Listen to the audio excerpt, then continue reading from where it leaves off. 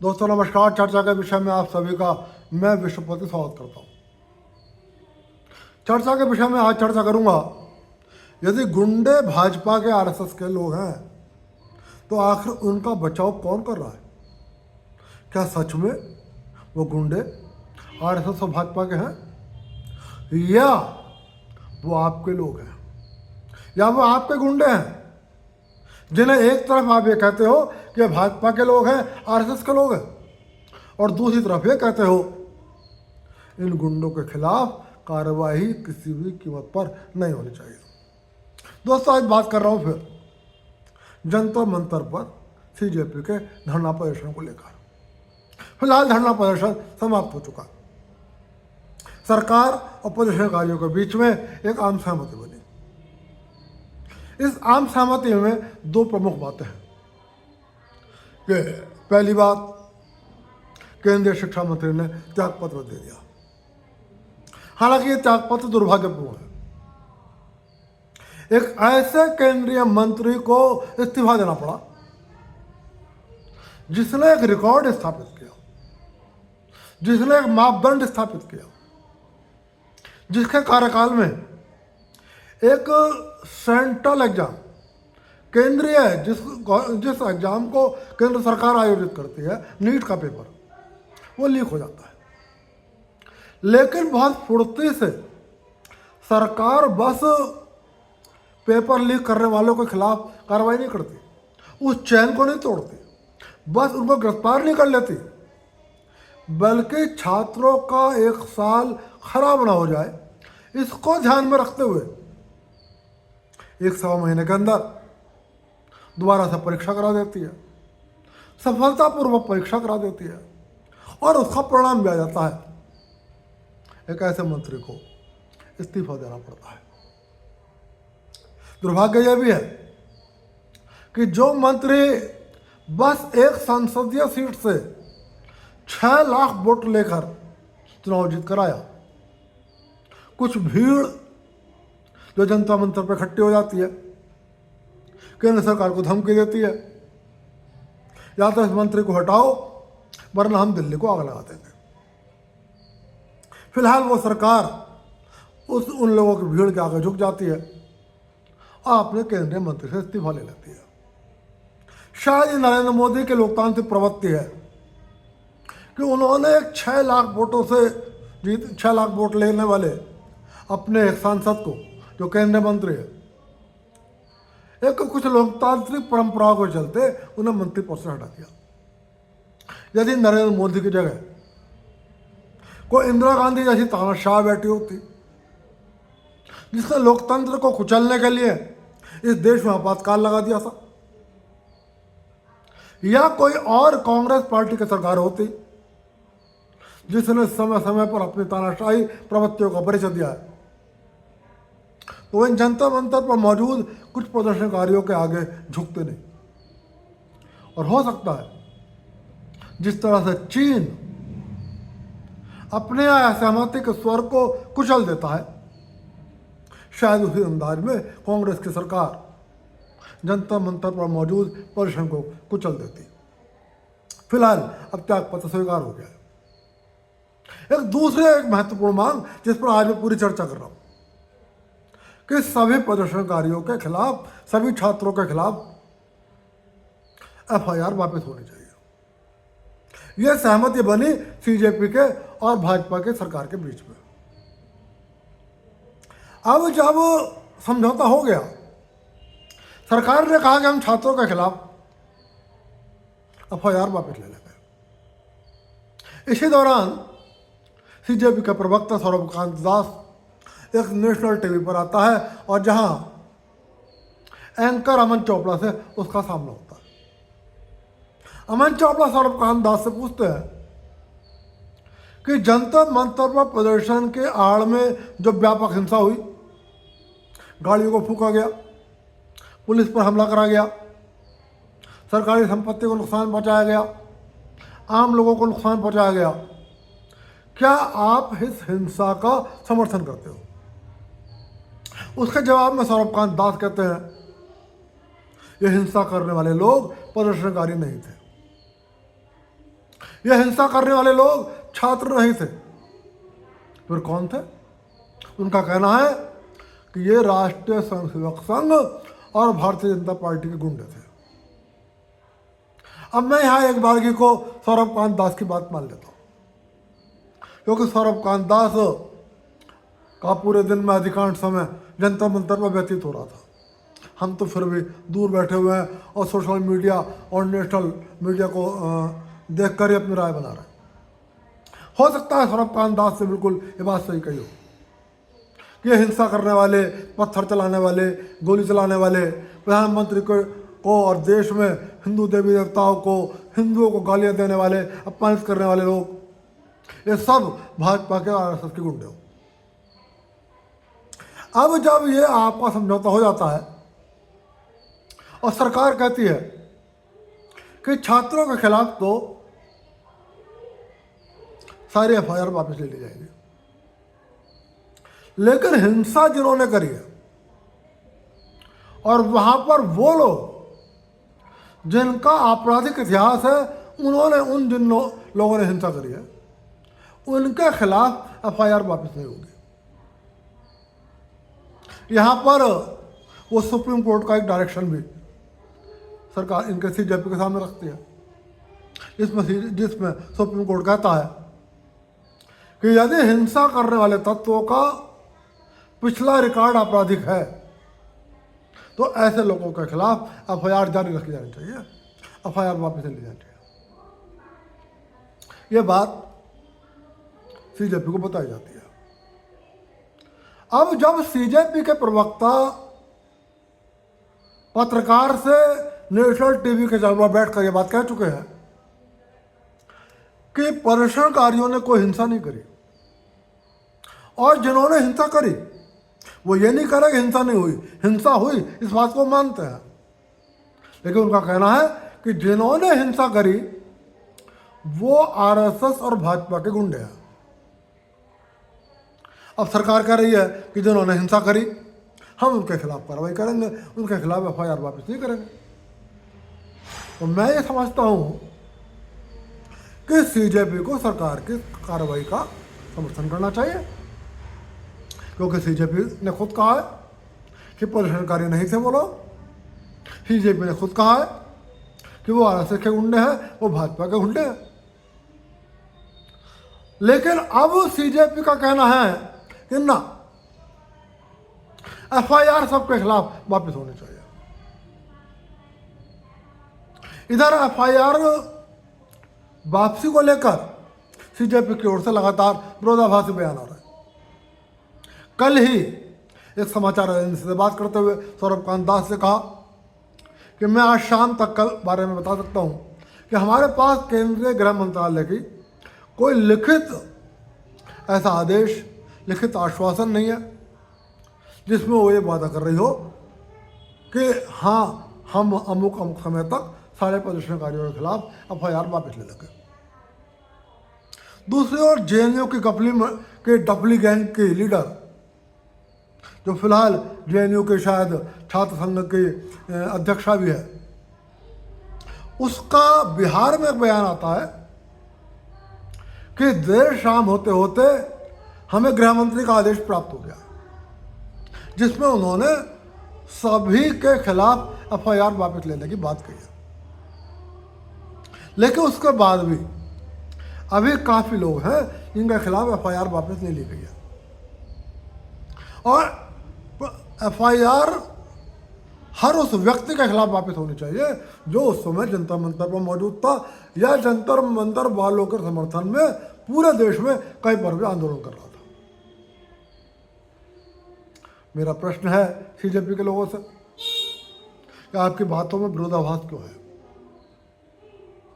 यदि आप ये कहते हो कि हिंसा करने वाले लोग भाजपा के गुंडे हैं, आरएसएस के गुंडे हैं, यदि आप ये कहते हो हम हिंसा का समर्थन नहीं करते, यदि आप ये कहते हो कि प्रदर्शनकारियों ने वो हिंसा नहीं करी, इसका मतलब है आपके प्रदर्शन को बदनाम करने के लिए उन लोगों ने हिंसा करी और बकौल आप ही के वो आपके लोग नहीं हैं। अब सरकार उनके खिलाफ कार्रवाई कर रही है, तो आप इसका विरोध क्यों कर रहे हो? या तो सीजेपी वाले हो, आप झूठ बोल रहे हो, एक और आप नेशनल टीवी पर बैठकर ये बात कर रहे हो कि वो भाजपा के गुंडे हैं, वो आरएसएस के गुंडे हैं, और दूसरी ओर आप कह रहे हो कि ना एफआईआर उनके खिलाफ भी नहीं होनी चाहिए। इसका मतलब क्या है? आप भाजपा को बदनाम कर रहे हो, आप आरएसएस को बदनाम कर रहे हो, और वो गुंडे आपके लोग हैं, वो हिंसक तत्व आपके प्रदर्शनकारी हैं, वो हिंसक तत्व आपके दोस्त हैं, आपके साथी हैं, आपके प्रदर्शन का हिस्सा है। तो दोस्तों, मेरा ये कहना है कि या तो सीजेपी झूठ बोल रही है कि वो आरएसएस के गुंडे हैं और भाजपा के गुंडे हैं, और या सीजेपी ये बात झूठ बोल रही है कि प्रदर्शन करने वाले लोग, कि वहां पर प्रदर्शन करने वाले जो लोग हैं वो हमारे लोग नहीं हैं। मेरा यहाँ पर यह कहना है, अब आपका प्रदर्शन समाप्त हो चुका है। आप रोज रोज धमकी दे रहे हो, यदि सबके खिलाफ एफआईआर वापस नहीं होगी हम दोबारा से आंदोलन शुरू कर देंगे। अब दोबारा आंदोलन आप शुरू कर पाओगे नहीं कर पाओगे, कितनी भीड़ इकट्ठी होगी, इस बारे में आज की तारीख में कुछ नहीं कह सकता, क्योंकि वैसे तो एक पुरानी कहावत है कि काठ के हंडिया दोबारा नहीं चढ़ती चूल्हे पे, लेकिन ये कलयुग है और इस कलयुग में सब कुछ हो सकता है। इस कलयुग में आपने जनता मंतर पर नारी जगत की ओर से, लड़कियों को ओर से, वो लड़कियां जो समृद्ध घरों की हैं, जिनके माँ बाप इतने समृद्ध हैं कि उन्होंने अपने बच्चों को देश के सबसे बड़े शहर में, बड़े बड़े विश्वविद्यालयों में पढ़ने के लिए भेजा है, वो किस तरीके के तख्तियाँ लेकर आई थी, किस तरीके के वहाँ पे वीडियो बना रही थी, ये सब कुछ हमारी कल्पना से बाहर है। तो कलयुग में सब कुछ हो सकता है काट के हंडिया भी दोबारा चढ़ जाए, हालांकि संभावना बहुत कम लगती है। लेकिन सीजेपी के लोगों, यदि आप इस बात पर अड़े, आप या तो ये कहो कि हिंसा करने वाले लोग हमारे थे और हम ये चाहते हैं कि हमारे आदमी ने चाहे किसी का मकान फूका, चाहे हमने किसी की गाड़ी फूकी, चाहे हमने किसी पुलिस वाले को जिंदा जलाया, चाहे हमने किसी पुलिस वाले के ऊपर गोलियां जलाई, और चाहे हमने आम पब्लिक को पत्थर फेंके, हमारे खिलाफ एफआईआर वापस होनी चाहिए। और यदि आप ये कहते हो कि ना हमारे प्रदर्शनकारियों का इस हिंसा से कोई संबंध नहीं है, तो आप सरकार के काम में अड़ंगा मत लगाओ। यदि आप ये कहते हो कि वो गुंडे आरएसएस के हैं, वो गुंडे भाजपा के हैं, तो मैं सिर्फ एक ही प्रश्न पूछ रहा हूं कि आप उन गुंडों के समर्थन में आए क्यों आप ये बात कह रहे हो कि इन प्रदर्शनकारियों के खिलाफ भी, इन गुंडों के खिलाफ भी एफआईआर वापस होनी चाहिए। दोस्तों, फिलहाल फैसला तो असलियत में सरकार को करना है, लेकिन मैं एक बात जरूर कहूँगा केंद्र सरकार से, हालांकि लोकतंत्र में भीड़ के आगे झुकना भी पड़ता है। एक प्रख्यात दार्शनिक ने बहुत पहले ये कहा है, लोकतंत्र का विकृत रूप भीड़ तंत्र है। लेकिन इतना भी मत झुको कि कल को ये गुंडा तत्व फिर कुछ और मांगों को लेकर, कुछ और ऐसी मांगों को लेकर जो ना देश हित में हो ना समाज हित में हो, और फिर किसी बात को लेकर जनता मंतर पर आकर खड़ी हो जाए।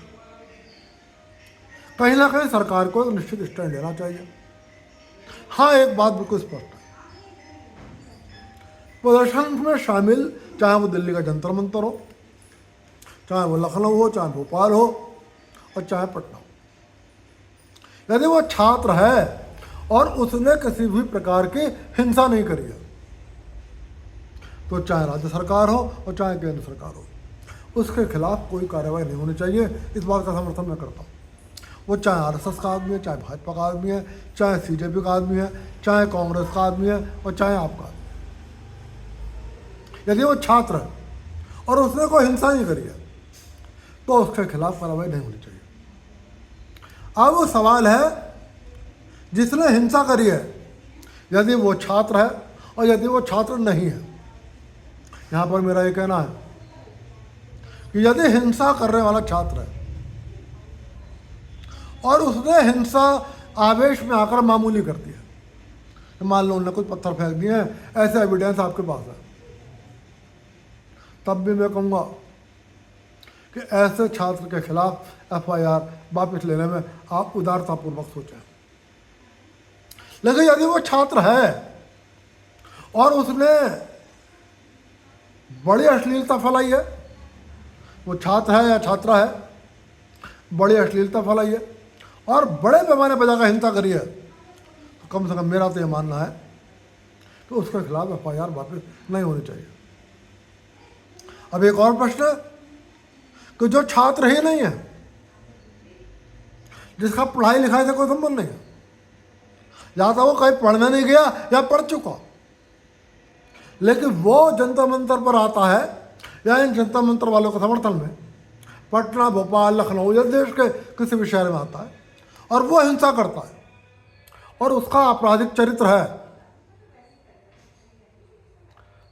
यदि उसका आपराधिक चरित्र नहीं है तब क्या करना चाहिए, और यदि आपराधिक चरित्र नहीं है तब क्या करना चाहिए। यदि वो युवा जिसका पढ़ाई लिखाई से कोई संबंध नहीं, कंपटीशन से कोई संबंध नहीं, लेकिन उसका आपराधिक चरित्र नहीं है, तब भी मैं ये कहूँगा यदि वो किसी संगीन मामले में शामिल नहीं है तो उसके खिलाफ आप एफआईआर वापस ले लीजिए। लेकिन यदि वो युवा जिसका पढ़ाई लिखाई से कोई संबंध नहीं, किसी कंपटीशन से कोई संबंध नहीं, या तो पढ़ने नहीं गया या वो पढ़ चुका और वो वहाँ पर हिंसा के संगीन मामले में शामिल है, तो सरकार को किसी भी कीमत पर उसके खिलाफ एफआईआर वापस नहीं लेनी चाहिए। और वो लोग जिनका आपराधिक इतिहास है, क्योंकि केंद्र सरकार ने फेस रिकॉग्निशन टेक्निक के माध्यम से लगभग राउंड अबाउट 3000 लोग ऐसे पहचाने हैं जो जंतर मंतर पर मौजूद थे। कुल 8-10 हज़ार लोगों की भीड़ तो थी वहाँ पर, उसमें से भी 30-40% लोग ऐसे थे जो रेप, मर्डर, डकैती, लूट, जेब कटना, इन सब चीज़ों में शामिल थे। और इन जेब कटना और पॉकेट मारी में मैं उन लोगों को शामिल नहीं कर रहा हूँ जिन्हें दिल्ली के किसी राजनीतिक दल ने राज्यसभा में भेज रखा है। मतलब ऐसे आम अपराधी भी वहाँ पर थे। ऐसे लोगों के मामले में मेरा स्पष्ट कहना है कि कठोर से कठोर कार्रवाई करनी चाहिए केंद्र सरकार को, चाहे सीजेपी रोए, चाहे सीजेपी चीखे और चाहे सीजेपी दोबारा धरना प्रदर्शन लगाए। दोस्तों, फिलहाल इस एफआईआर को लेकर बहुत असमंजस है, अभी तक स्थिति स्पष्ट नहीं है। सीजेपी का ही एक नेता कहता है आदेश आ गए हैं और सीजेपी का ही दूसरा नेता कहता है कि अभी तक हमारे पास कोई लिखित आदेश नहीं है। यहाँ एक बड़ा सवाल यही है, यदि भाजपा के गुंडे हैं, आरएसएस के गुंडे हैं, तो सीजेपी उनका बचाव क्यों कर रही है? क्या सीजेपी झूठ बोल रही है? और वो गुंडा तत्व सीजेपी के लोग हैं। फिलहाल सिर्फ मैं ये कहूँगा कि सीजेपी फिलहाल तो आप जीत गए, जनता मंत्र पर सरकार आपके सामने झुकी, केंद्रीय शिक्षा मंत्री का इस्तीफा हुआ। लेकिन यदि आप इसी तरीके से झूठ के रास्ते पर चलते रहे और हिंसा करने वाले ताकतों के समर्थन में खड़े हुए, हिंसा करने वाले तत्वों के समर्थन में खड़े हुए, तो सरकार की बात छोड़ दो, शायद ये समाज आपको स्वीकार नहीं करेगा। अभी भी देश के कुछ हिस्सों से ऐसी तस्वीरें आई हैं कि अश्लील नारे लगाने वाले, अश्लील तख्तियाँ लेकर घूमने वाले, प्रधानमंत्री, सरकार, हिंदुओं के खिलाफ अश्लील वीडियो बनाने वाले जंतर मंतर के लोग जब देश के विभिन्न हिस्सों में गए हैं तो वहाँ पर स्थानीय लोगों ने उनका विरोध किया है। लेकिन आप याद रखो, यदि आप इसी तरीके की हरकतें करते रहे और एक बार फिर जनता मंत्र पर आए तो कहीं ऐसा ना हो, पुलिस की बात छोड़ दो, सरकार की बात छोड़ दो, आम जनता आपकी पिटाई के लिए जनता मंत्र की ओर दौड़ पड़े। और तब आपको अपने कपड़े बचाने भारी होंगे। फिलहाल दोस्तों आज चर्चा के विषय में चर्चा यहीं तक, और फिर मिलूंगा। और जब तक देखते हैं कि क्या CJP अपने इन लोगों को, इन गुंडों के समर्थन में खड़ी होती है, या CJP अपनी इस बात पर कायम रहती है कि ये गुंडे भाजपा के हैं और ये गुंडे RSS के हैं, और वो सरकार के समर्थन में आगे खड़ी होती है कि हाँ चूंकि वो लोग हमारे तत्व, हमारे परिसर का हिस्सा नहीं है, इसलिए आप उनके खिलाफ कार्रवाई करने में स्वतंत्र है। जैसा भी नया डेवलपमेंट होगा उस सब पर अगले वीडियो में आपसे बात करूंगा। आप सभी को नमस्कार।